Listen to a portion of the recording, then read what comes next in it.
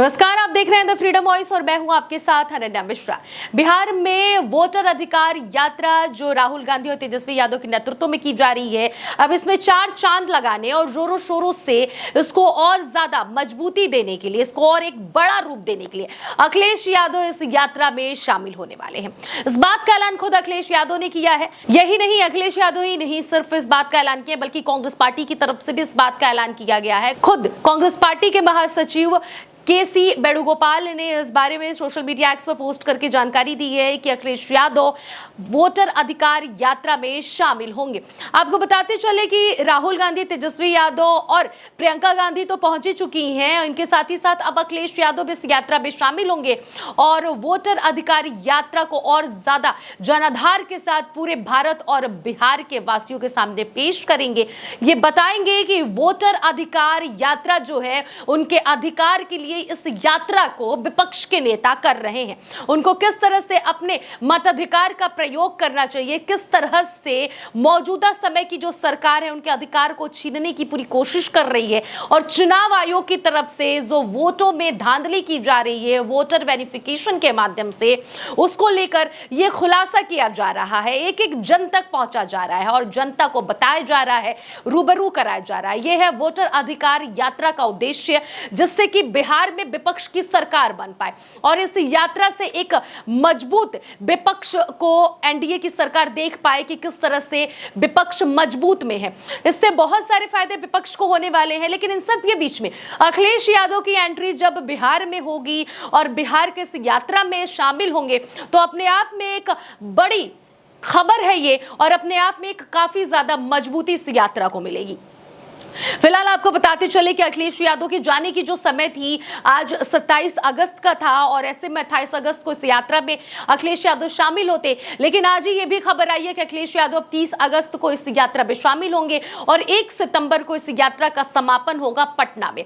अब देखना यह होगा कि अखिलेश यादव इस यात्रा में जाकर किस तरह की बातें कर रहे हैं, किस तरह से जनता को संबोधित कर रहे हैं, कौन कौन से वो पॉइंट्स गिना रहे हैं। अब सीतामढ़ी की धरती से जिस तरह से अखिलेश यादव की बात कही जाए कि उनके पहुंचने की खबर है कि वो सीतामढ़ी ही पहुंचेंगे, ऐसे में वहां पर राहुल गांधी, तेजस्वी यादव और प्रियंका गांधी वाड्रा भी पहुंचेंगे। लेकिन सीतामढ़ी जो सीट है बिहार के लिए, वो एक हॉट सीट है। यहां पे अमित शाह भी कई बार जा चुके हैं, कई दौरे हो चुके हैं भारतीय जनता पार्टी के बड़े बड़े नेताओं की।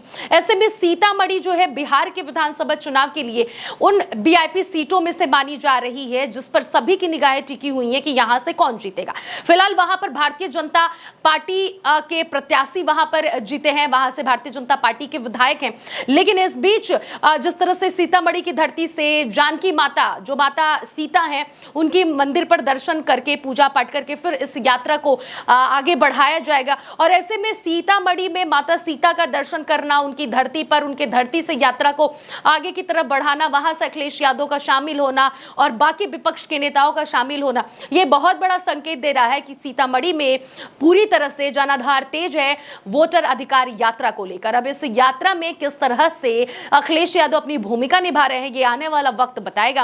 लेकिन फिलहाल आपको हम बताते चले कि इस यात्रा को लेकर सभी की निगाहें टिकी हुई हैं कि किस तरह से ये यात्रा अपने आप में एक मिसाल कायम कर रहा है और भारतीय जनता पार्टी के नेताओं की बोलती बंद हो गई है। वो तरह तरह की बातें भले कर रहे हैं, लेकिन उनकी बातें जनता के बीच तक नहीं सक्सेस हो रही है, नहीं सफलता उन्हें मिल रहा है उनकी बातों का। लेकिन जिस तरह से राहुल गांधी भारत जोड़ो यात्रा किए थे, ठीक बिल्कुल उसी तर्ज पर इस यात्रा को देखा जा रहा है और यह भी माना जा रहा है कि इस वोटर अधिकार यात्रा से बिहार में एक बहुत बड़ा पलटवार होगा और बिहार में एक बहुत बड़ा इतिहास भी रचा जा सकता है। फिलहाल आपकी क्या राय है? अखिलेश यादव इस यात्रा में शामिल हो रहे हैं और विपक्षी नेता जिस तरह से जोरों शोरों से इस यात्रा को आगे लेकर बढ़ा रहे हैं, ये किस ओर इशारा कर रहा है और बिहार के विधानसभा चुनाव में क्या एक अलग मोड़ ये यात्रा देने वाला है? आप अपनी राय जरूर बताइएगा कमेंट बॉक्स में।